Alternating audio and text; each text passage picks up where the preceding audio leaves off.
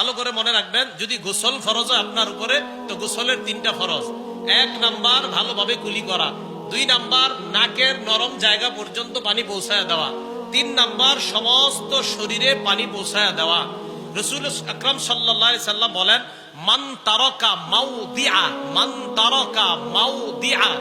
নবীজি সাল্লাল্লাহু আলাইহি সাল্লাম বলেন, শরীরের সামান্য অংশ যদি কারো শুকানো থাকে, পানি যদি না পৌঁছে, ইচ্ছাকৃতভাবে যদি এমন হয় যে তোমার শরীরে একটু অংশে তোমার অসতর্কতার কারণে গোসলে ওই অংশে পানি যদি না পৌঁছে, নবীজি সাল্লাল্লাহু আলাইহি সাল্লাম বলেন, তাহলে তাকে জাহান্নামের আগুনের মধ্যে কাজা ওয়া কাজা ওই শাস্তি দেওয়া হবে।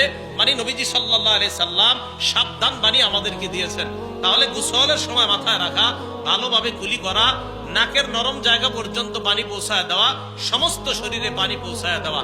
কোনো কারণে কুলি করতে আপনি ভুলে গেলেন, নাকে পানি দিলেন আর সমস্ত শরীরে পানি দিলেন, কুলি করতে আর মনে নাই, তখন গোসল করার পরে এক গ্লাস পানি খেয়ে নেবেন, হয়ে যাবে।